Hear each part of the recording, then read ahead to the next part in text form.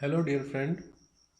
आज हम question paper discuss करेंगे जो कि सीबीएसई ने as a sample question paper release किया है for the session of 2022 and 2023। Subject will be physics. देखो, इस पूरे पेपर में आपको 70 मार्क्स के क्वेश्चन को सोल्व करना होगा और उसके लिए आपको 3 आवर्स का समय मिलेगा। बाकी जो 30 मार्क्स का होगा वो आपको प्रैक्टिकल बेस्ड मार्क्स दिए जाएंगे। पहले जनरल इंस्ट्रक्शन पढ़ लेते हैं कि किस तरह से हमारा पूरा क्वेश्चन पेपर बना हुआ है। तो यहाँ पर टोटल जो नंबर ऑफ क्वेश्चंस होंगे दैट विल बी 35 और सभी क्वेश्चन कंपलसरी होंगे। पूरे क्वेश्चन पेपर में 5 सेक्शन होंगे, section A, B, C, D and E, और सभी सेक्शन आपको करने होंगे। लेकिन सेक्शन ए आपका कंप्लीटली एमसीक्यू होगा जो कि 1 मार्क्स का होगा। सेक्शन बी जिसमें कि 7 क्वेश्चन होंगे वो 2 मार्क्स के होंगे।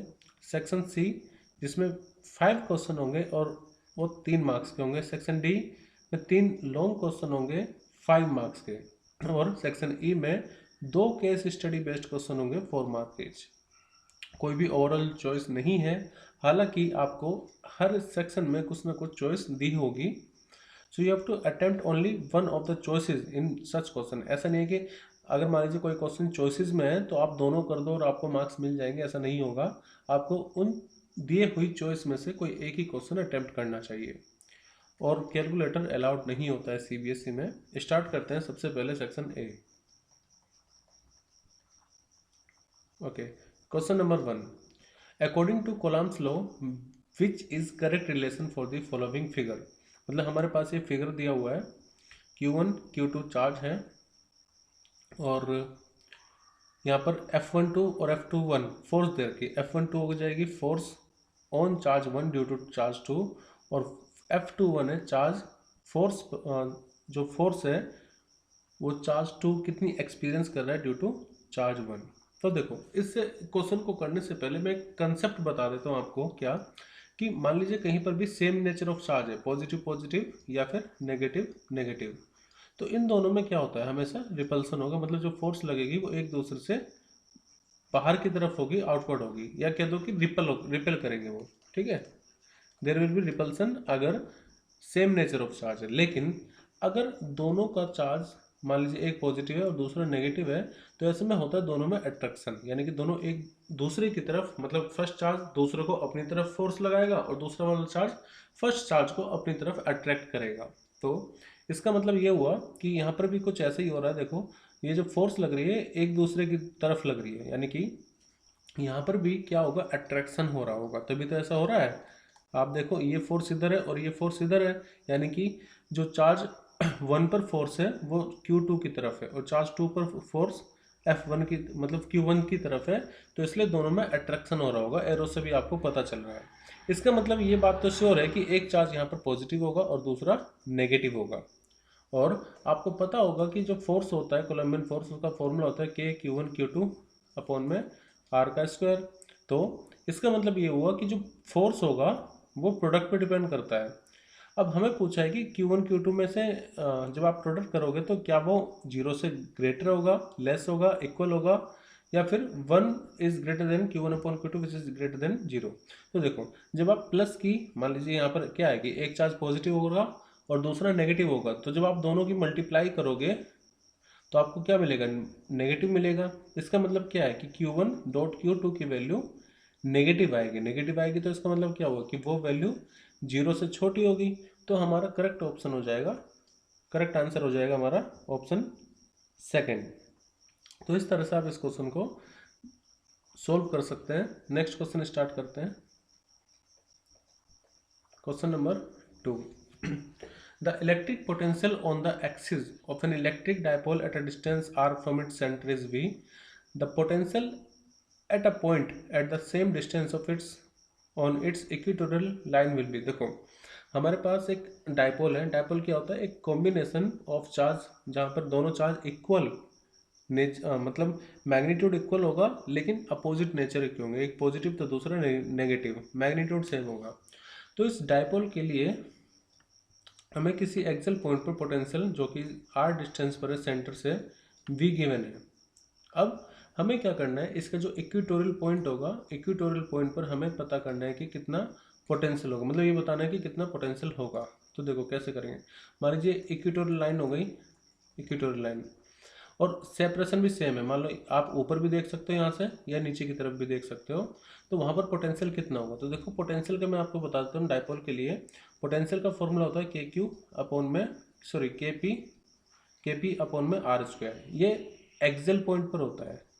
अगर मान लीजिए कोई डायपोल है तो एक्सेल पॉइंट पर जो पोटेंशियल आएगा इट विल बी के पी अपॉन में आर स्क्वायर, ठीक है। लेकिन जो इक्वेटोरियल लाइन होता है इस पर पोटेंशियल जीरो आता है। ऐसा इसलिए क्योंकि आप जब मान लीजिए ये पोटेंशियल का फॉर्मूला, जस्ट एक चार्ज के लिए पोटेंशियल का फॉर्मूला के क्यू अपॉन आर है, तो जब आप इस पॉइंट पर पोटेंशियल निकालेंगे तो एक चार्ज पॉजिटिव है, एक चार्ज नेगेटिव है, तो दोनों अपोजिट नेचर के हैं। तो एक का पोटेंशियल वी आएगा तो दूसरे का माइनस वी आएगा, तो नेट कितना हो जाएगा, जीरो। तो आप इस चीज़ को डायरेक्टली भी ध्यान रख सकते हैं कि इक्वेटोरियल पॉइंट पर जो नेट पोटेंशियल होगा किसी भी पॉइंट पर, मतलब इक्वेटोरियल लाइन के किसी भी पॉइंट पर जो नेट पोटेंशियल होगा वो जीरो होगा। तो हमारा करेक्ट आंसर हो जाएगा ऑप्शन 4। नेक्स्ट क्वेश्चन स्टार्ट करते हैं। अच्छा, इसमें एक और क्वेश्चन बन सकता है ये कि मान लीजिए कोई चार्ज क्यू है, मैं एज्यूम कर लेता हूँ, लेट हमारे पास कोई कैपिटल क्यू चार्ज है ये, और इस चार्ज को मैं इस लाइन के लॉन्ग मूव करवा रहा हूँ, तो वर्क डन कितना होगा। ये क्वेश्चन में पहले पूछा गया है कि अगर कोई डायपोल है और उसके इक्वेटोरियल लाइन से आप किसी चार्ज को मूव करवा रहे हो तो कितना वर्क डन कितना वर्क डन होगा। तो देखो Q इंटू डेल्टा वी, जब आप वर्क डन फाइंड करोगे तो क्या होगा, Q इंटू डेल्टा वी। तो जो चेंजिंग पोटेंशियल होगा इक्वेटोरियल लाइन पे वो कितना होगा, जीरो। क्यों, क्योंकि आप किसी भी पॉइंट पर देखोगे, इक्वेटोरियल लाइन के किसी भी पॉइंट पर देखोगे तो पोटेंशियल जीरो है, तो पोटेंशियल डिफरेंस भी जीरो होगा, तो ये वैल्यू हो जाएगी जीरो, तो वर्क डन भी कितना आ जाएगा, जीरो। तो ये कंसेप्ट भी आप ध्यान रखना। अब थर्ड क्वेश्चन पे चलते हैं। Question number 3, the temperature dependence of the resistivity of material A with and material B is represented by figure 1 and 2। Identify the material A and material B. देखो इस क्वेश्चन को करने से पहले मैं आपको एक छोटा सा कंसेप्ट बता देता हूँ। कंसेप्ट ये है कि अगर आपके पास कोई मेटल है तो मेटल के लिए जब टेम्परेचर इंक्रीज करता है, फॉर मेटल अगर आप टेम्परेचर को इंक्रीज कर रहे हो, टेम्परेचर इंक्रीज हो रहा है तो रेजिस्टेंस इंक्रीज करेगा और रेसिस्टिविटी भी इंक्रीज करेगी। सेम चीज़ एक एलॉय के लिए भी होगा, ठीक है, जैसे नाइक्रोम। लेकिन अगर हम बात करें किसी सेमीकंडक्टर की तो उसके लिए बिल्कुल अलग होगा। सेमीकंडक्टर में से मतलब जैसे जर्मेनियम या सिलिकॉन। तो अगर सेमीकंडक्टर है और आप टेम्परेचर को इंक्रीज कर रहे हो तो रेजिस्टेंस हो या फिर रेसिस्टिविटी हो, दोनों ही चीज़ें टेम्परेचर बढ़ाने पर कम होंगी, यानी कि डिक्रीज करेंगी, ठीक है। तो अब क्वेश्चन पर आते हैं दोबारा। यहाँ पर आपको दो ग्राफ दे रखे हैं, तो इसमें देखो टेम्परेचर के इंक्रीज करने पर रेसिस्टिविटी कम हो रही है। तो ऐसा कब होता है, जब वो सेमीकंडक्टर हो, यानी कि फिगर 1 तो हमें एक सेमीकंडक्टर के बारे में बता रहा है, सेमीकंडक्टर के बारे में बता रही है, ठीक है। लेकिन अगर हम फिगर 2 की बात करें तो इसमें टेम्परेचर बढ़ाने पे रेसिस्टिविटी इंक्रीज हो रही है। तो इसका मतलब ये हुआ कि ये किसी मेटल या फिर एलॉय को रिप्रेजेंट कर रहा होगा, ठीक है। तो अब हम ऑप्शन में ऐसा देखेंगे, फिगर 1 में सेमीकंडक्टर कहाँ पर है और फिगर 2 में मेटल या फिर एलॉय कहाँ पर है। तो देखो फिगर ए जो है वो सेमीकंडक्टर को रिप्रेजेंट कर रहा है। अब यहाँ पर फर्स्ट ऑप्शन में दे रखा है मटेरियल ए इसके ऊपर नहीं है, ठीक है। थर्ड ऑप्शन देखो, क्या मटेरियल ए नाइक्रोम है, नहीं हो सकता। नाइक्रोम क्या है, एक तरह का एलॉय होता है, तो उसमें तो इंक्रीज होता है, तो ये भी नहीं होगा। मतलब फिगर ए तो सेमीकंडक्टर को ही रिप्रेजेंट करेगा। और क्या मटेरियल ए कॉपर है, नहीं हो सकता, मैंने आपको बताया सेमीकंडक्टर ही होगा। अब सेकंड ऑप्शन पे देखो, मटेरियल ए जर्मेनियम है, ऑफ कोर्स क्योंकि जर्मेनियम एक सेमीकंडक्टर है। और मटेरियल भी कॉपर है, ऑफ कोर्स क्योंकि हमने देखा कि मेटल के लिए जब टेम्परेचर इंक्रीज करो तो रेसिस्टिविटी इंक्रीज करेगी। तो हमारा करेक्ट ऑप्शन हो जाएगा ऑप्शन 2, ठीक है। आप इसको कम टाइम में भी कर सकते थे, क्योंकि मैं समझा रहा हूँ चीज़ों को, तो आपको हर चीज़ों को ध्यान में रख करके कंसेप्ट नोट करना है। और ये जो पर्टिकुलर टॉपिक है ना कि टेम्परेचर चेंज होने पर रेजिस्टेंस या रेसिस्टिविटी किस तरह से चेंज होती है, ये काफ़ी बार एग्ज़ाम में पूछा गया है, भले वो CBSE एग्ज़ाम हो या कोई कॉम्पिटिटिव एग्ज़ाम्स हो। इसमें ये पूछा जाता है कि जब टेम्परेचर इंक्रीज कर रहे हो तो मेटल या एलॉय या सेमीकंडक्टर के लिए किस तरह से रेजिस्टेंस या रेसिस्टिविटी चेंज होती है, तो वो मैंने आपको बता दी। एक और आपको मैं बात बता देता हूँ, मेटल के लिए या एलॉय के लिए जो अल्फा होता है यानी कि टेम्परेचर कोफिशिएंट, वो पॉजिटिव होगा क्योंकि रेजिस्टेंस इंक्रीज कर रहा है टेम्परेचर के साथ, जबकि सेमीकंडक्टर में अल्फा की वैल्यू टेम्परेचर कोफिशिएंट की वैल्यू नेगेटिव होगी। तो ये भी क्वेश्चन बन सकता है कि किसके लिए पॉजिटिव होगी, किसके लिए नेगेटिव होगी अल्फा की वैल्यू। अब क्वेश्चन नंबर 4 स्टार्ट करते हैं।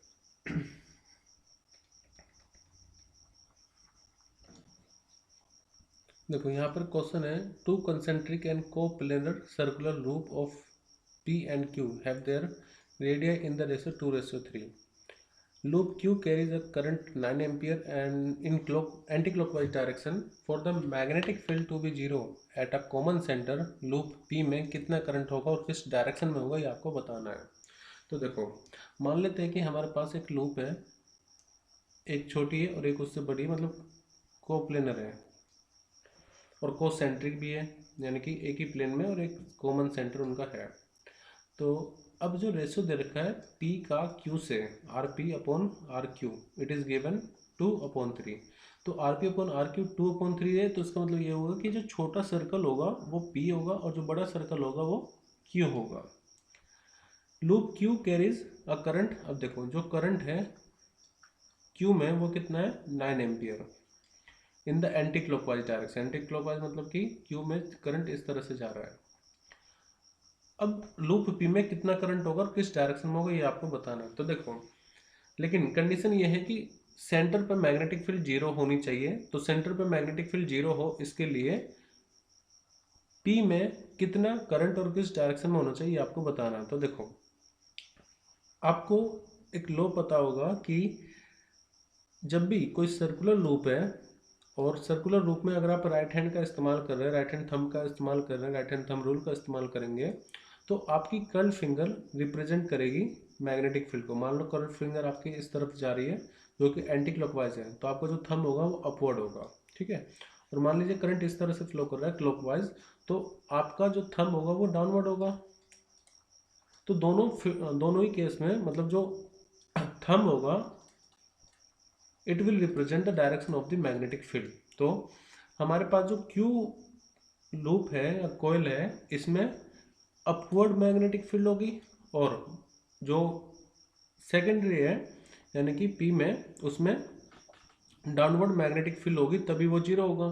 तो इसके लिए ये होगा कि जो करंट है पी लूप में वो क्लॉकवाइज फ्लो होना चाहिए। वो कैसा होना चाहिए, क्लॉकवाइज। यानी कि अगर मान लीजिए क्यू में एंटी क्लॉकवाइज करंट फ्लो कर रहा है, तो सेंटर पे मैग्नेटिक फील्ड तभी जीरो होगी जब अंदर वाली लूप में इसकी अपोजिट डायरेक्शन में फ्लो हो करंट।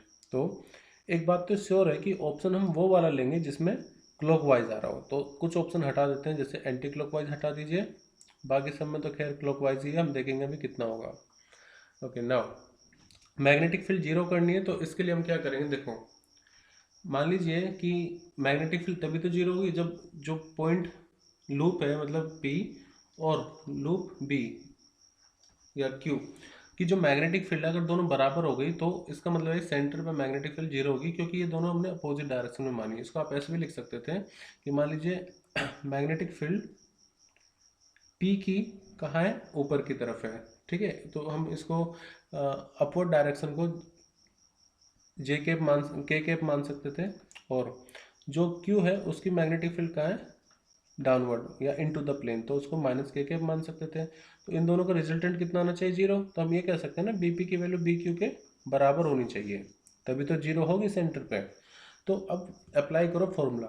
अगर एक सर्कुलर लूप है तो उसके लिए जो मैग्नेटिक फील्ड का फॉर्मूला होता है वो होता है म्यू नॉट आई अपॉन में 2r, ठीक है। तो बीपी को मैं क्या लिख सकता हूँ, म्यू नॉट करंट P में कितना है अपॉन 2 इंटू इसका रेडियस कितना है RP, this will be equal to mu naught I upon में 2 रेडियस ऑफ Q इंटू में करंट किसका, Q का। तो देखो म्यू नॉट से म्यू नॉट कैंसिल, 2 से 2 कैंसिल, तो इसका मतलब ये हुआ हमें निकालना क्या, हमें निकालना IP, हमें फाइंड करना है IP कितना होगा। तो IP को आप ऐसे लिख सकते हैं, IP will be equal to IQ multiply में RP अपॉन में RQ। ओके, तो IQ की वैल्यू कितनी है, मतलब Q में कितना करंट फ्लो कर रहा है, 9 एम्पियर गिवन है, 9। RP अपॉन RQ में दे रखा है 2/3, 2/3, तो 3 3 जा 9, तो ये कितना आ जाए 3 × 2 मतलब 6 एम्पियर। और डायरेक्शन मैंने आपको क्या बताई थी, क्लॉकवाइज। तो वो ऑप्शन देखो जिसमें 6 एम्पियर करंट और क्लॉकवाइज है, तो ऐसा करेक्ट आंसर जो होगा इट विल बी ऑप्शन 4, यानी कि फोर्थ सही है, 6 ampere in the clockwise direction. अब नेक्स्ट क्वेश्चन स्टार्ट करते हैं। Question number 5।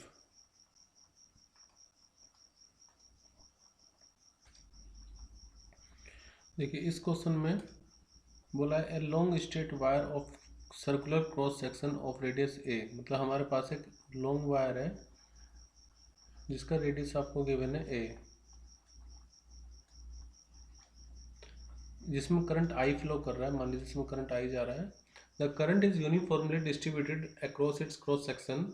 The ratio of magnitude of magnetic field at a point distance a by 2 above the surface, मतलब कि यहाँ से मान लीजिए हमारा एक्सिस है, तो सरफेस के ऊपर a/2 डिस्टेंस पर, सरफेस के ऊपर a/2 डिस्टेंस पर the ratio of the magnitude of magnetic field at a point distance a/2 above the surface of the wire to that at a point distance a/2 below the wire। यानी कि एक बार तो हमें ये find करना है कि जब आप वायर से ऊपर की तरफ a/2 डिस्टेंस पर है और जब वायर के सरफेस से a/2 अंदर की तरफ है, a/2 इनसाइड है, यानी कि मैं थोड़ा अगर इसको बड़ा बनाऊं तो ये हमारी एक्सिस हो गई। एक बार यहाँ से सेंटर से a/2 डिस्टेंस ऊपर है, मैं मान लेता हूँ ये कोई यहाँ पर जो मैग्नेटिक फील्ड होगी लेट्स सी आउटसाइड वायर है, तो मैं इसको b0 मान लेता हूँ, और a/2 नीचे यानी कि यहाँ पर, तो मैं इसको मान लेता हूँ क्योंकि इनसाइड है तो मैं इसको b इनसाइड मान लेता हूँ। तो हमें क्या करना है ना, हमें b आउटसाइड जो मैग्नेटिक फील्ड है उसका रेशियो b इनसाइड जो मैग्नेटिक फील्ड है इसका रेशियो हमें फाइंड करना है कितना होगा। ठीक है, तो देखो ये एक थिक वायर का केस है, और मैं आपको बता दूं ये चैप्टर नंबर 4 में एनसीईआरटी में एक एग्जाम्पल के तौर पर क्वेश्चन गिवन है, उसी से बेस्ड ये क्वेश्चन है। तो देखो पहले मैं आपको फॉर्मूला बता देता हूँ। जब आप आउटसाइड पॉइंट पर, थिक वायर है, आउटसाइड पॉइंट पर मैग्नेटिक फील्ड निकालेंगे तो उसका फॉर्मूला होगा μ0I/2πr। इसमें तो कोई दिक्कत नहीं है। आर क्या होता है, आर होता है सेंटर से लेकर के जहाँ तक आप मैग्नेटिक फील्ड निकाल रहे हैं, जिस पॉइंट पर आप मैग्नेटिक फील्ड निकाल रहे हैं वहाँ तक की दूरी होती है, डिस्टेंस होता है। लेकिन अगर इनसाइड पॉइंट की बात करें तो इनसाइड के लिए फॉर्मूले में थोड़ा सा चेंज होता है। क्या, यहाँ पर आर मैंने क्या लिया है, यहाँ पर आर मैंने लिया है टोटल डिस्टेंस, मतलब सेंटर से लेकर के जिस भी पॉइंट पर आप मैग्नेटिक फील्ड निकाल रहे हैं। लेकिन जब इनसाइड के लिए आप देखोगे तो इनसाइड के लिए फॉर्मूला इतना होगा μ0I/2π, जो भी रेडियस है, यहाँ पर रेडियस हमें क्या दे रखा है a, ठीक है, जो भी रेडियस है उसका स्क्वायर मल्टीप्लाई में सेंटर या एक्सिस से लेकर के जिस पॉइंट पर आप मैग्नेटिक फील्ड निकालना चाहते हैं वहां तक की दूरी, यानी कि r। अब जब इनसाइड पॉइंट आप कंसीडर करोगे तो इनसाइड उन्होंने बोला है कि distance a/2 below its surface, यानी कि आप सरफेस से देखो या आप एक्सिस से ऊपर की तरफ देखो, डिस्टेंस तो a/2 ही रहेगा ना। क्यों, देखिए पूरा रेडियस कितना है, पूरा रेडियस से a, तो अगर मैं यहाँ से ऊपर a/2 पर जाऊं और ऊपर से नीचे a/2 पर आऊं तो पॉइंट तो वो सेम ही है। इसका मतलब ये हुआ कि इनसाइड पॉइंट के लिए जो डिस्टेंस होगा, इनसाइड पॉइंट के लिए जो r की वैल्यू होगी वो हम a/2 कंसीडर करेंगे। लेकिन आउटसाइड पॉइंट के लिए जो दूरी होगी वो कितनी होगी बताते हैं।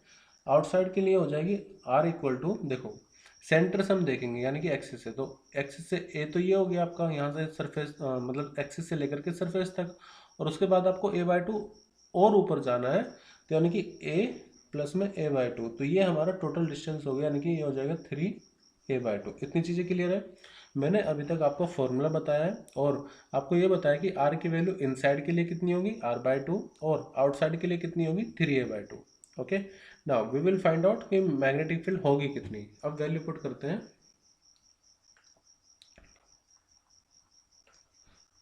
तो देखिए अगर मैं b आउटसाइड निकालूं तो उसके लिए फॉर्मूला हो जाएगा μ0I/2πr।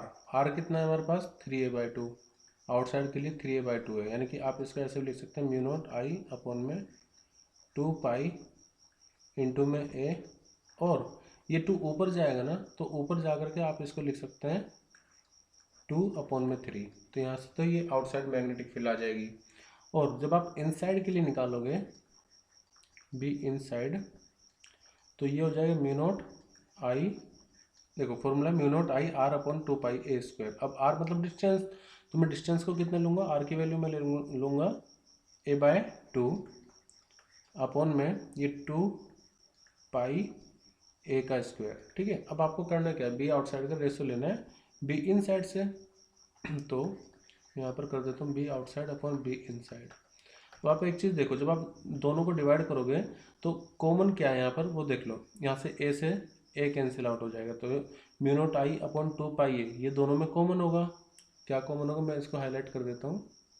देखो mu naught I upon 2πa यहाँ पर भी है, mu naught I upon 2πa यहाँ पर भी बचा हुआ, तो हट जाएगा, बचेगा क्या। तो जब आप दोनों को डिवाइड करोगे जो बचेगा वो मैं डायरेक्टली लिख देता हूँ रेशियो लेने के बाद। तो यहाँ से मतलब फर्स्ट पॉइंट से आउटसाइड के लिए बचेगा हमारे पास 2/3। और जब आप इसको इससे डिवाइड करोगे तो यहाँ से आपको क्या, ये तो ए तो कैंसिल आउट हो गया, तो 1/2 बच रहा है, यानी कि 1/2। तो होगा क्या कि ये जाएगा 2 ऊपर 2 के साथ, यानी 2 × 2/3, यानी कि 4/3। तो जो रेशो होगा आप उसको ratio B outside ratio B inside कैसे लिखेंगे, 4/3, यानी कि आंसर आएगा 4/3। तो करेक्ट आंसर हो जाएगा ऑप्शन 3, 4/3। देखिए मुझे इतना टाइम इसलिए लग रहा है क्योंकि मैं हर चीज़ को एक्सप्लेन कर रहा हूँ। आपको डायरेक्टली फॉर्मूला पता होना चाहिए, डायरेक्टली आपको वैल्यू पुट करनी आनी चाहिए, और आप इजीली रेशो फाइंड कर पाओगे। ठीक है। एक बात मैं फिर से बता दूं, यहाँ पर गलती होने के चांसेस यहाँ पर है कि आप इसको भी r/2 ना ले लें, तो ध्यान से करना है। उन्होंने मतलब लैंग्वेज को थोड़ा सा टिल्ट कर दिया है बस, तो इसलिए यहाँ पर हमने r की वैल्यू 3a/2 ली थी। अब नेक्स्ट क्वेश्चन स्टार्ट करते हैं, क्वेश्चन नंबर 6।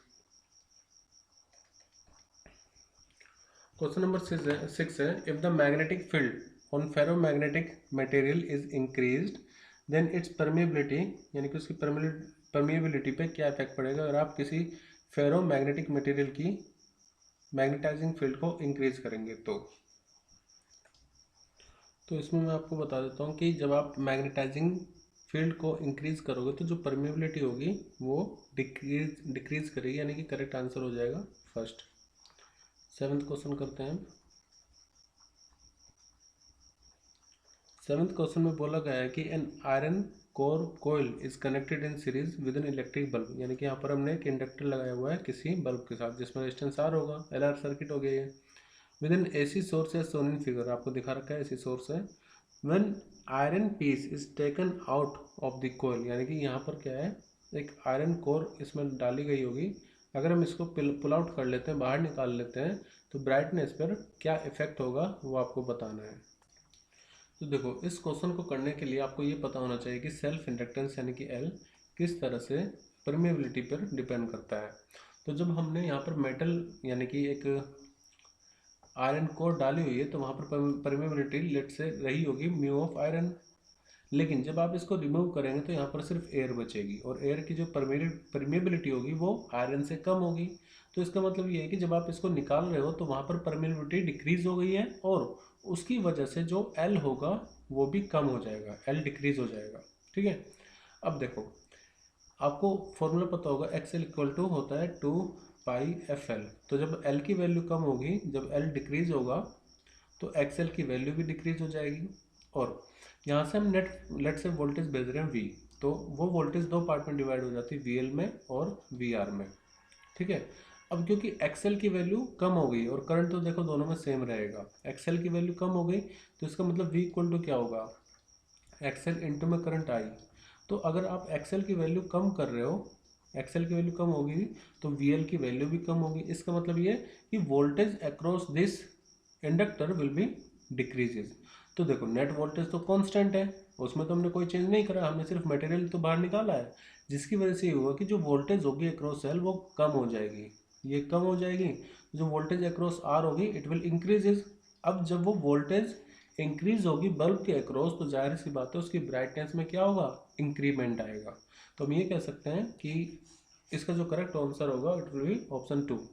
देखो मैं फिर से रिपीट करता हूँ, जब हमने आयरन कोर को निकाला तो उसकी परमेबिलिटी वहाँ पर कम हो गई, एयर अब आ गई उसमें, जिसकी वजह से सेल्फ इंडक्टेंस यानी कि coefficient of self inductance L कम हो गया। L कम हुआ तो इंडक्टिव रिएक्टेंस जो है इट विल डिक्रीजेज। एक्सएल की वैल्यू कम हुई तो वोल्टेज अक्रॉस एल भी कम होगा, और क्योंकि नेट वोल्टेज तो कांस्टेंट होगी, हमने बैटरी में कोई चेंज नहीं किया है, तो जब वोल्टेज अक्रॉस एल कम होगी तो वोल्टेज अक्रॉस बल्ब यानी कि रेजिस्टेंस जिसको हम कह रहे हैं वो इंक्रीज हो जाएगी, जिसकी वजह से आपको एक ब्राइटनेस देखने को मिलेगी। तो ये क्वेश्चन मैंने काफ़ी बार सीबीएसई एग्जाम में या अदर कॉम्पिटिटिव एग्जाम्स में देखा है, तो बहुत इंपॉर्टेंट क्वेश्चन है, मार्क कीजिएगा इसको। नेक्स्ट क्वेश्चन स्टार्ट करते हैं। क्वेश्चन नंबर 8,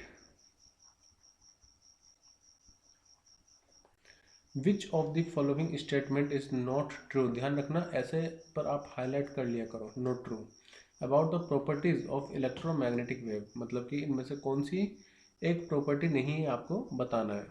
तो पहला है this wave do not require any material. देखो मैं आपको बता देता हूँ, इलेक्ट्रोमैग्नेटिक वेव को किसी भी मटेरियल की, किसी भी मीडियम की जरूरत पड़ती नहीं है, ठीक है।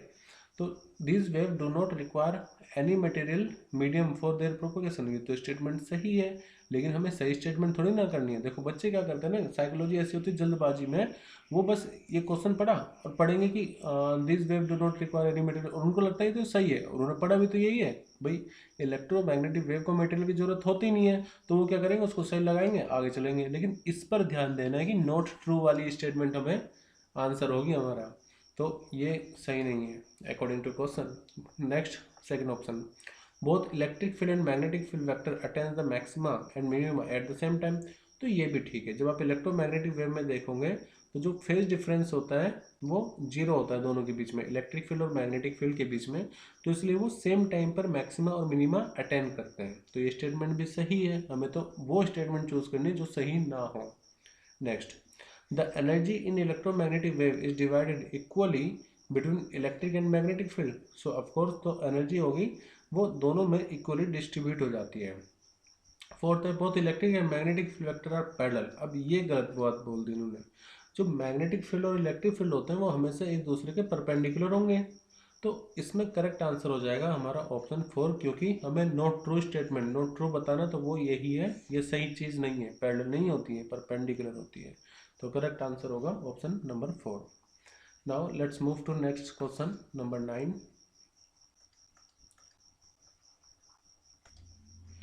तो क्वेश्चन है हमारे पास एक रेक्टेंगुलर, एक स्क्वायर, एक सर्कुलर और एक इलिप्टिकल लूप है, ये सब एक्स वाई प्लेन में are moving out of uniform magnetic field with a constant velocity, यानी कि ये सब मान लीजिए एक्स डायरेक्शन में मूव कर रहे हैं, उसकी जो वेलोसिटी है वो एक्स डायरेक्शन में। The magnetic field is directed along the negative Z direction, यानी कि मैग्नेटिक फील्ड नेगेटिव, तो मैं इसको क्रॉस मान लेता हूँ, इनटू द प्लेन है, ऐसे मैग्नेटिक फील्ड है, ठीक है।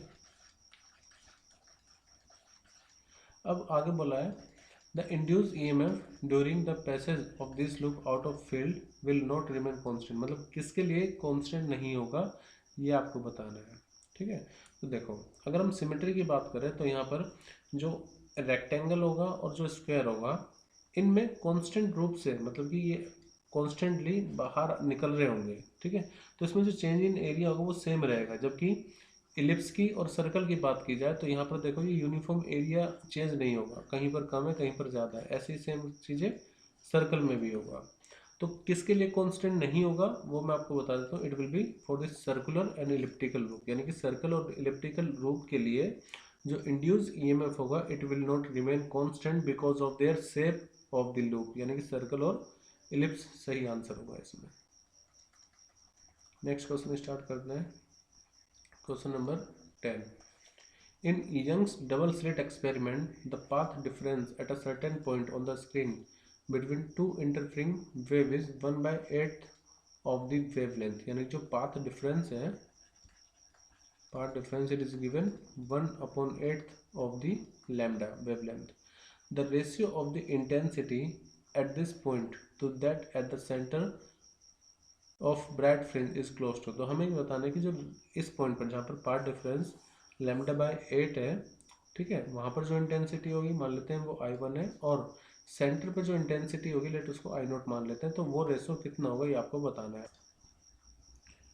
तो इसमें आपको पार्ट डिफरेंस दिया है, तो देखो इंटेंसिटी का फॉर्मूला किसी पॉइंट पर अगर आप नेट इंटेंसिटी निकालना चाहे तो इंटेंसिटी का फॉर्मूला होता है I1 प्लस में I2 प्लस में 2 रूट I1 I2, ये भी रूट में रहेगा, और कॉस जो भी फाई मतलब फेज डिफरेंस है, ठीक है। तो हमें I1 अपॉन आई नोट निकालना है। अब पार्ट डिफरेंस से फेज डिफरेंस कैसे निकाला जाए, तो देखो एक फॉर्मूला होता है, रिलेशन होता है पार्ट डिफरेंस और फेज डिफरेंस में, फाई इक्वल टू होता है मतलब फेज डिफरेंस बराबर होता है 2 पाई अपॉन में वेवलेंथ इंटू में पार्ट डिफरेंस, यानी कि डेल्टा पी हम कह सकते हैं इसको। तो 2 पाई अपॉन में लैम्डा इंटू में पार्ट डिफरेंस कितना है, लैम्डा बाय 8 है, तो लैम्डा से लैम्डा कैंसिल होगा तो ये आ जाएगा पाई अपॉन में 4, यानी कि जो पाथ डिफरेंस हो गया उस पर्टिकुलर पॉइंट पर जहाँ पर पार्ट डिफरेंस 1/8 थे, तो वहाँ पर फेज डिफरेंस आएगा पाई बाय 4। तो देखो पहले इसमें ये भी बोला हुआ है कि दोनों की जो इंटेंसिटी है वो सेम है, तो हम ये कह सकते हैं कि आई नेट कहाँ पर हमें निकालना I1 पॉइंट पर, यानी कि जहाँ पर पार्ट डिफरेंस लैम्डा बाय 4 है, so it will be equal to I1, मतलब I1 I2 ना लिख करके मैं इन दोनों को बराबर मान लेता हूँ लेट से I के, तो इसको हम I लिखेंगे प्लस I प्लस में I प्लस में 2, ये कितना हो जाएगा I इंटू आई, मतलब रूट आई इंटू में रूट आई, तो ये सिर्फ हम इसको I लिख सकते हैं और कोस फाई। तो देखो ये I और I कितना हो गया 2I plus 2I cos phi, यानी कि आप इसको ऐसे लिख सकते हैं 2I 1 प्लस कोस फाई। तो किसी पर्टिकुलर पॉइंट पर जो इंटेंसिटी होगी उसका फॉर्मूला हो जाएगा 2I 1 प्लस कोस फाई। अच्छा इसको ना चेंज करके, मतलब कोस फाई को चेंज करके हम ऐसे भी लिख सकते थे आई नेट 4I इंटू में कोस स्क्वायर फाई अपॉन में 2, लेकिन एक्चुअली जब आप फाई अपॉन 2 करोगे तो ये पाई बाय 8 हो जाएगी, जिसकी डायरेक्ट वैल्यू हमें नहीं पता, तो इसलिए हम इस वाले फॉर्मूले का यूज करेंगे।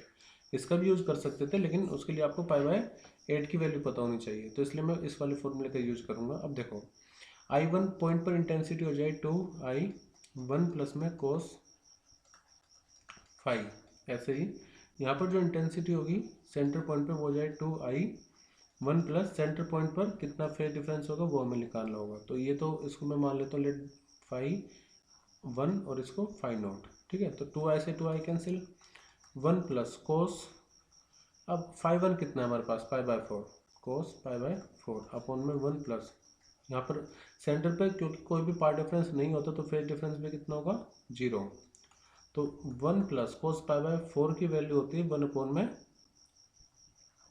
रूट 2, और ये आ जाएगा 1 प्लस 1, यानी कि आप इसको ऐसे भी लिख सकते हैं रूट 2 प्लस में 1 बाय में रूट 2 और अपॉन में 2, ठीक है, यानी कि ये हो जाएगा रूट 2 प्लस 1 अपॉन में 2 रूट 2। तो इसकी वैल्यू आपको सोल्व करनी है, अब वो कैसे करें, तो देखो जो भी रूट नीचे है उसको आप ऊपर मल्टीप्लाई कर दीजिए, यानी कि I1 अपॉन में I नोट इक्वल टू आएगा रूट 2 प्लस 1, रूट 2 की ऊपर नीचे जब आप मल्टीप्लाई करोगे तो इसको 2 रूट 2 इंटू में रूट 2 एक्स्ट्रा आ जाएगा, तो रूट टू कितना हो गया 2 प्लस रूट 2 डिवाइड में देखो रूट टू 2 और 2 एक्स्ट्रा यहाँ पर भी एक और, तो कितना हो जाएगा 2 इंटू 2 यानी कि 4।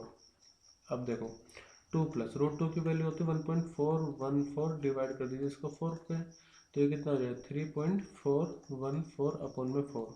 जब आप 3.14 को डिवाइड करोगे 4 से तो जो करेक्ट आंसर आएगा इट विल बी अप्रोक्सीमेटली 0.85, तो करेक्ट आंसर 4 होगा, ठीक है। तो इस तरह से आप इस क्वेश्चन को सोल्व कर सकते थे।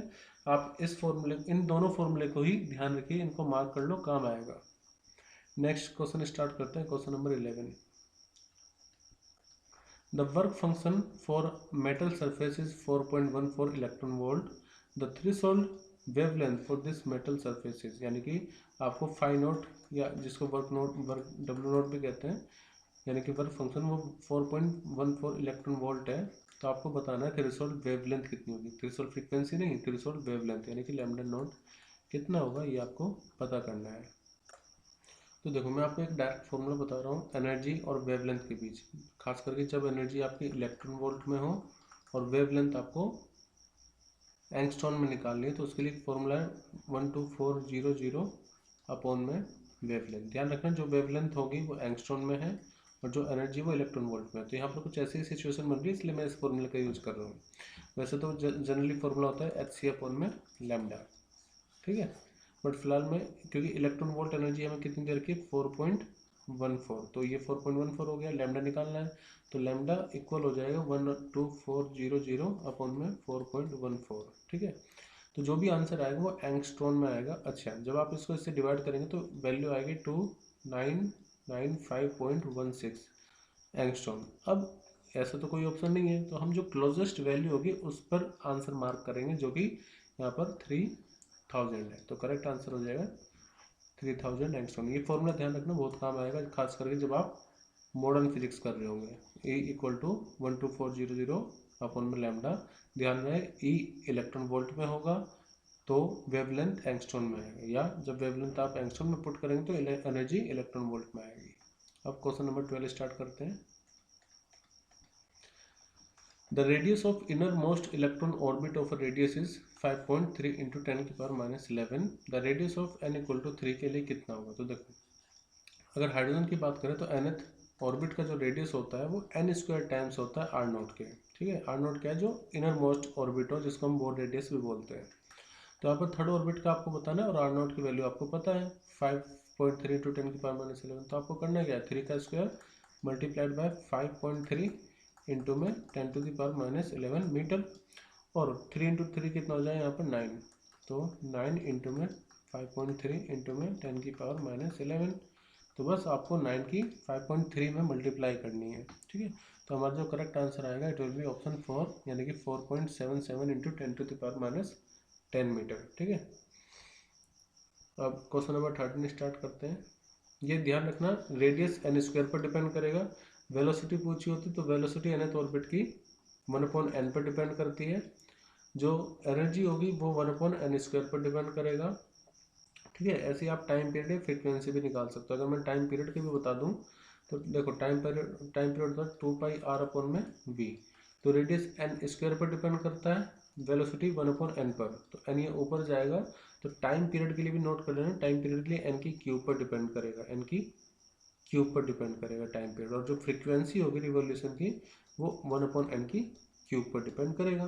तो ये सब चीज़ें आप नोट कीजिए, रेडियस n² पर, वेलोसिटी 1/n पर, एनर्जी 1/n² पर, टाइम पीरियड n की क्यूब पर, फ्रीक्वेंसी 1/n की क्यूब पर, क्योंकि बहुत सी बार ये क्वेश्चन डायरेक्टली पूछ लिए जाते हैं।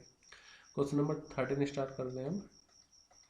Which of the following statement about nuclear force is not true? ध्यान रखना, फिर से नॉट ट्रू पूछा गया है।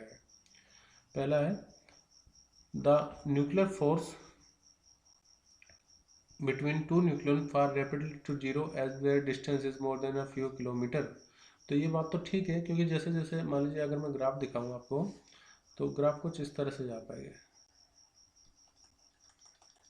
ठीक है। यहाँ पर डिस्टेंस है, यहाँ पर आप इसको एनर्जी कह सकते हैं, और देखो ये आपकी 0.0 लाइन है। अगर आप ऊपर जा रहे हैं तो ये हो रही वैल्यू पॉजिटिव, और नीचे आएंगे तो ये वैल्यू होगी नेगेटिव। जब आप एनर्जी पॉजिटिव है तो इसका मतलब वहाँ पर रिपल्सन हो रहा होगा, यानी कि अगर दो न्यूक्लियन बहुत पास आ जाए तो उनमें रिपल्सन होता है, ठीक है। और इस रेंज में अगर वो है तो इसमें क्या होगा, अट्रैक्शन 0.8 फर्मी के आसपास, 0.5 से 0.8। तो जैसे जैसे आप दूर जाएंगे, दो न्यूक्लियन मतलब आप नहीं, आपके न्यूक्लियन दो दूर जाएंगे तो उनमें जो फोर्स होगी वो जीरो हो जाएगी, ठीक है। सेकंड पॉइंट है the nuclear force is much weaker than the Coulomb. देखो ये सरासर गलत है। सबसे स्ट्रॉन्गेस्ट फोर्स होती है न्यूक्लियर फोर्स। अगर स्ट्रॉन्ग न्यूक्लियर फोर्स की हम बात करें तो ये कोलम्बन से भी ज़्यादा होती है मैग्नीट्यूड में, और ग्रेविटेशन फोर्स से भी ज़्यादा होती है। तो हमारा करेक्ट आंसर यही हो जाएगा। बाकी ऑप्शन देख लेते हैं। The force is attractive for the distance larger than 0.8 fermi and repulsive if they are separated by distance less than 0.8 fermi. अभी मैं आपको ये एक्सप्लेन कर रहा था कि 0.8 फर्मी से ज़्यादा डिस्टेंस होगा तो अट्रैक्टिव, सॉरी कम डिस्टेंस होगा तो अट्रैक्टिव, और ज़्यादा डिस्टेंस होगा तो रिपल, यहाँ पर ये देखिए अट्रैक्टिव हो जाए। यहाँ पर इससे पहले जा रहे हो पॉजिटिव है तो रिपल्सन, इसके बाद आ रहे तो अट्रैक्शन। फिर है the nuclear force between neutron neutron proton proton proton is approximately same. Of course देखो, एक चीज़ ध्यान रखना है, न्यूक्लियर फोर्स की प्रॉपर्टी मैं आपको बता देता हूँ कि न्यूक्लियर फोर्स जो न्यूक्लियंस होंगे उनके चार्ज पर डिपेंड नहीं करती है। हालांकि Columbian force nature of charge पर डिपेंड करेगी, लेकिन कोलम्बियन फोर्स ऐसा भेदभाव नहीं करती, उसके लिए प्रोटॉन न्यूट्रॉन सब बराबर है, तो वो चार्ज डिपेंडेंट फोर्स नहीं है। हाँ, स्पिन पर डिपेंड करती है लेकिन चार्ज पर डिपेंड नहीं करेगी। तो नॉट ट्रू स्टेटमेंट क्या होगी यहाँ पर? ऑप्शन 2, क्योंकि न्यूक्लियर फोर्स स्ट्रॉन्गेस्ट फोर्स है नेचर की। अब क्वेश्चन नंबर 14 स्टार्ट करते हैं। न्यूक्लियर फोर्स को टॉपिक को आप जरूर करके जाएं, बहुत इंपॉर्टेंट टॉपिक है। आते हैं क्वेश्चन इससे। नेक्स्ट क्वेश्चन है, if the reading of voltmeter is 40 volt then the reading of voltmeter V2 is कितनी होगी? तो V1 यहाँ पर है इसके क्रॉस, और V2 हमारे पास एक रेजिस्टेंस है, मान लीजिए ये L, सॉरी ये C,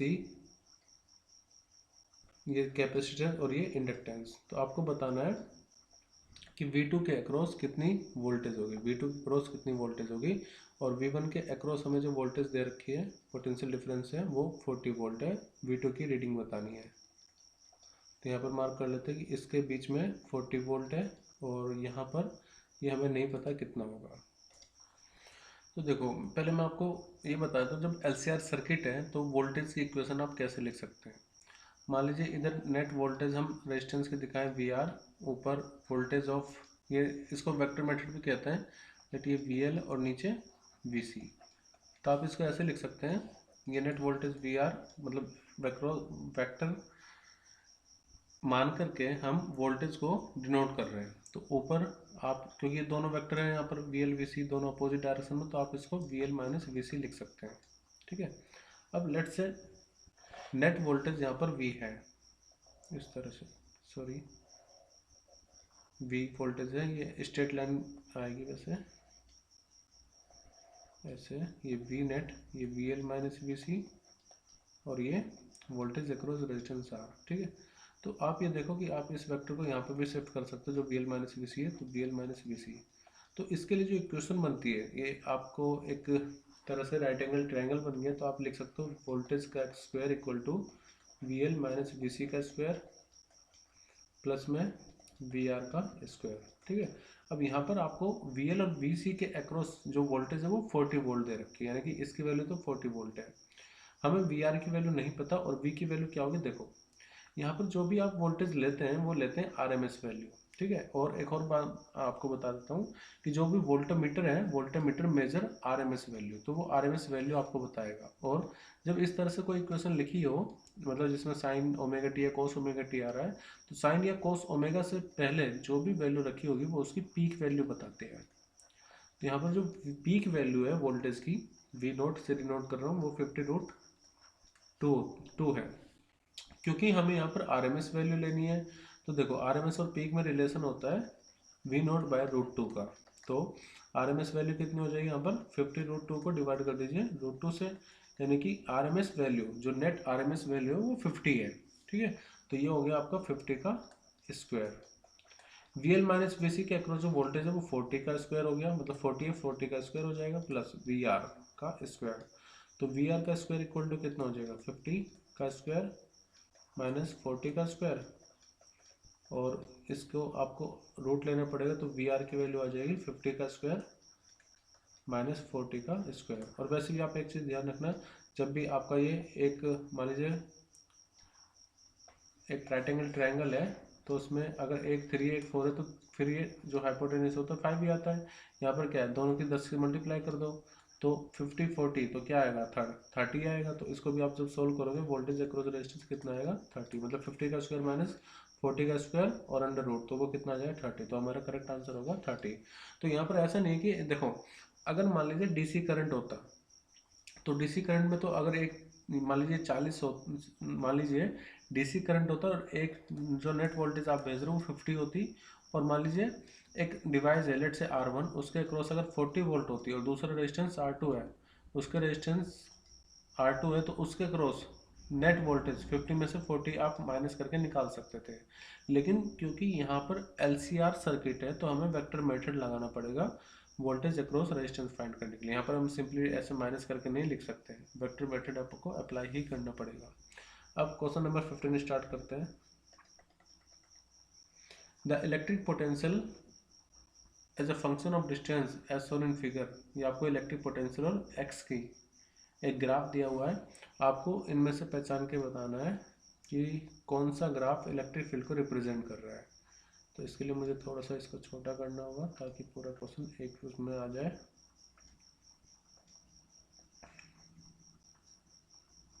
ओके नाउ देखो, पहले मैं आपको कुछ पॉइंट्स बता देता हूँ कि इलेक्ट्रिक फील्ड बराबर होता है माइनस dV/dx के, पहली बात। और अगर मान लीजिए पोटेंशियल कांस्टेंट है तो किसी भी कांस्टेंट टर्म का डिफरेंशिएशन कितना आता है, वो आता है 0। अगर मान लीजिए v कांस्टेंट है, मान लीजिए 3 है, तो इलेक्ट्रिक फील्ड वहाँ पर फिर 0 आएगी, मतलब उसका जो वेरिएशन होगा या जो ग्रेडियंट होगा वो 0 आएगा। ठीक है। दूसरा, अब यहाँ देखो, जैसे यहाँ से 2 से लेकर के 4 तक के डिस्टेंस के बीच आप देखो तो वोल्टेज कैसी है, कांस्टेंट है, पोटेंशियल कैसा है, कांस्टेंट है। तो इसका मतलब यहाँ से लेकर के यहाँ तक, 2 से लेकर के 4 तक इलेक्ट्रिक फील्ड आपकी 0 होगी। तो सबसे पहले ग्राफ में देखो 2 से 4 किस में 0 दिया हुआ है। ठीक है, तो यहाँ पर तो 2 से 4 में वोल्टेज कुछ ना कुछ है ही, तो ये तो नहीं होगा। यहाँ पर भी 2 से 4 में कुछ ना कुछ इलेक्ट्रिक फील्ड दे रखी है, ये भी सही नहीं है। तो बचा हमारे पास ऑप्शन 1 और ऑप्शन 3। मैं दोबारा से बता देता हूँ कि जहाँ पर पोटेंशियल कांस्टेंट है, यानी कि 2 से लेकर के 4 तक के डिस्टेंस के बीच में, तो वहाँ पर इलेक्ट्रिक फील्ड 0 आएगी। जब इलेक्ट्रिक फील्ड 0 आ गई तो सेकंड और फोर्थ ऑप्शन इनकरेक्ट हो जाएगा। अब फर्स्ट सही होगा या थर्ड, तो देखो अगर आप 0 से लेकर के 2 तक देख रहे हो तो पोटेंशियल इंक्रीज कर रहा है। ठीक है, पोटेंशियल इंक्रीज कर रहा है। तो यहाँ पर देखो इक्वल टू क्या है, माइनस dV/dx। वैसे भी इलेक्ट्रिक फील्ड हमेशा उस डायरेक्शन में होती है जिसमें पोटेंशियल डिक्रीज हो रहा हो, इसलिए यहाँ पर नेगेटिव साइन का ये सिग्निफिकेंस है कि dV/dx जो भी हो उसमें इलेक्ट्रिक फील्ड उसका नेगेटिव के बराबर होगा। यानी कि स्लोप, अगर मान लीजिए v और x की स्लोप पॉजिटिव है तो इलेक्ट्रिक फील्ड नेगेटिव आएगी। तो यहाँ पर ये स्लोप पॉजिटिव है तो इलेक्ट्रिक फील्ड कैसे, देखो स्लोप क्यों बोल रहा हूँ मैं, माइनस ये इलेक्ट्रिक फील्ड जो होगा, अगर मान लीजिए आपके पास ग्राफ है v और x का, तो स्लोप क्या हो जाएगा, dV/dx। तो अगर आपकी स्लोप पॉजिटिव है तो इलेक्ट्रिक फील्ड कैसी आएगी, नेगेटिव। तो अब आप ये देखो 2 से 4 में स्लोप कैसी है, पॉजिटिव, तो इलेक्ट्रिक फील्ड कैसी रहेगी मैग्नीट्यूड में, नेगेटिव और कांस्टेंट। ठीक है, तो यहाँ पर थर्ड ऑप्शन में आप देखो तो इलेक्ट्रिक फील्ड पॉजिटिव दे रखे हैं। ऐसे तो मैंने नहीं कहा इलेक्ट्रिक फील्ड पॉजिटिव क्या होंगे, इलेक्ट्रिक फील्ड होगी नेगेटिव। तो हमारा करेक्ट आंसर हो जाएगा ऑप्शन 1। देखो ऐसे क्वेश्चन को आपको दिमाग से ज़्यादा सोचना है, पेन कम चलाना है। ठीक है, तो मैं फिर से बता देता हूँ हमने क्या देखा, हमने देखा इलेक्ट्रिक फील्ड माइनस dV/dx के बराबर होती है। तो जहाँ पर पोटेंशियल कांस्टेंट वहाँ पर इलेक्ट्रिक फील्ड 0। दूसरा, जहाँ पर स्लोप पॉजिटिव, पोटेंशियल और x मतलब v और x का ग्राफ की स्लोप अगर पॉजिटिव तो इलेक्ट्रिक फील्ड नेगेटिव, और जहाँ पर स्लोप नेगेटिव वहाँ पर इलेक्ट्रिक फील्ड पॉजिटिव। तो आप देख सकते हैं सबसे एक्यूरेट ग्राफ ऑप्शन फर्स्ट का होगा।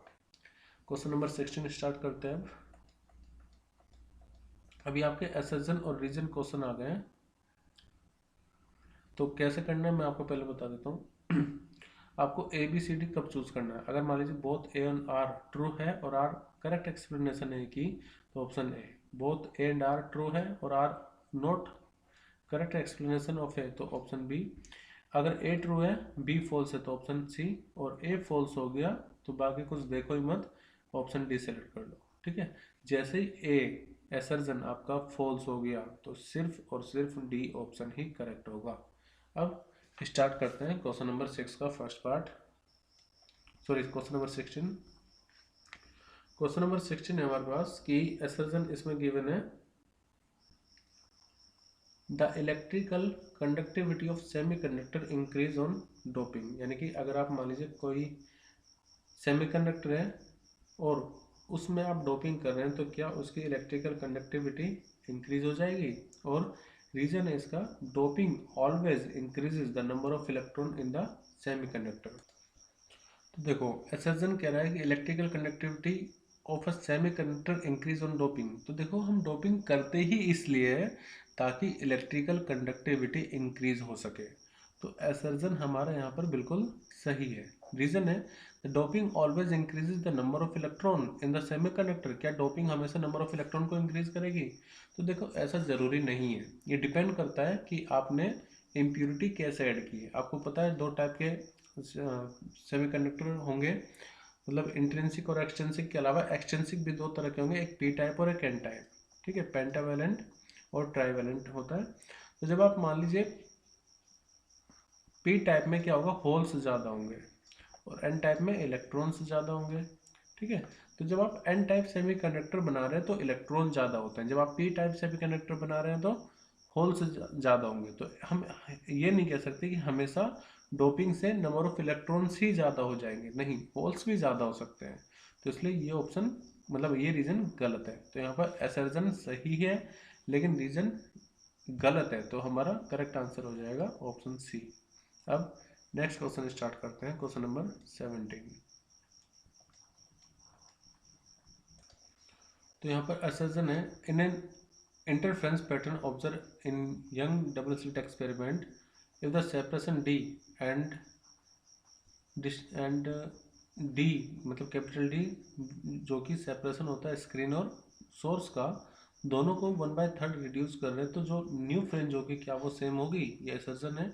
और रीजन दिया हुआ है कि फ्रिंज विड्थ प्रोपोर्शनल होती है डी अपॉन डी के। तो पहले आपको मैं फिगर से समझा देता हूँ डी और कैपिटल डी में क्या डिफरेंस है। तो देखो, स्क्रीन से लेकर के, ये हमारी स्क्रीन है और यहाँ पर सोर्स हम रखेंगे, तो स्क्रीन से लेकर के सोर्स तक की डिस्टेंस को हम कैपिटल डी बोलते हैं और दोनों जो फ्रिंजेस होंगे उनके बीच के सेपरेशन को स्मॉल डी बोलेंगे।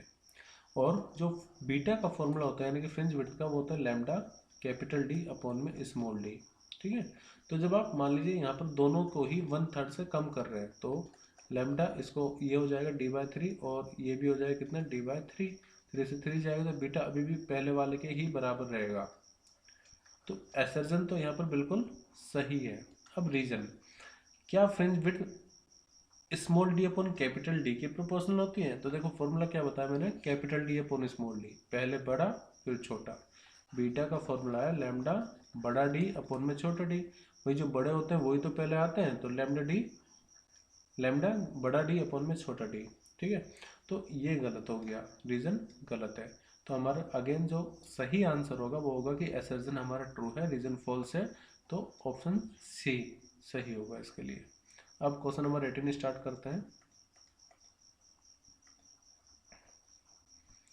18 के लिए भी आपको इसको थोड़ा छोटा करना होगा। ओके, तो यहाँ पर असर्जन है, the photo electron produced by monochromatic light beam incident on a metal surface have spread in their kinetic energy। यानी कि मान लीजिए आपके पास कोई मेटल है और इस मेटल पे जब आप एक लाइट को, मोनोक्रोमेटिक लाइट को इंसिडेंट करवा रहे हो तो होता क्या है कि अगर मान लीजिए सफिशिएंट इसकी एनर्जी है यानी कि थ्रेशोल्ड फ्रीक्वेंसी से ज़्यादा फ्रीक्वेंसी अगर इसकी है तो ये इलेक्ट्रॉन को इजेक्ट कर देती है, मतलब बाहर निकालेगी। और फिर क्या होगा, जो इलेक्ट्रॉन बाहर आएंगे अगर मान लीजिए इनकी एनर्जी थ्रेशोल्ड एनर्जी से ज़्यादा है तो इलेक्ट्रॉन जब बाहर आएंगे तो उनमें कुछ काइनेटिक एनर्जी भी रहेगी। अब ये बोल रहे हैं कि जो अलग अलग इलेक्ट्रॉन बाहर निकलेंगे क्या उनकी एनर्जी, मतलब जो भी उनकी एनर्जी है, it will spread in their kinetic energy, मतलब फोटो इलेक्ट्रॉन की एनर्जी स्प्रेड हो जाएगी काइनेटिक एनर्जी में। तो देखो यहाँ पर कंजर्वेशन ऑफ एनर्जी अप्लाई करो, जो भी इंसिडेंट फोटॉन्स की फ्रीक्वेंसी होगी वो दो जगह यूज होती है, एक तो वर्क फंक्शन में, दूसरा इलेक्ट्रॉन्स की काइनेटिक एनर्जी में। तो जितने भी अलग अलग इलेक्ट्रॉन्स होंगे उन सब की काइनेटिक एनर्जी डिफरेंट हो सकती है। इसका रीज़न क्या होता है कि जब ये इलेक्ट्रॉन निकल रहे हैं तो सबकी लोकेशन, सबकी पोजीशन अलग अलग है। अब जब वे बाहर निकलेंगे तो इसके अंदर, मेटल के अंदर क्या होंगे, कुछ उसके आयंस होंगे तो उनसे टकरा करके बाहर निकलेंगे। जब ये टकरा करके बाहर निकलेंगे तो सब हो सकता है नंबर ऑफ कोलिजन अलग अलग हो, तो सबकी जो काइनेटिक एनर्जी होगी वो भी डिफरेंट होगी। ठीक है, तो यहाँ पर असर्जन हमारा बिल्कुल सही है कि जो काइनेटिक एनर्जी होगी इट विल बी स्प्रेडेड, मतलब हर एक इलेक्ट्रॉन की अलग अलग काइनेटिक एनर्जी होगी।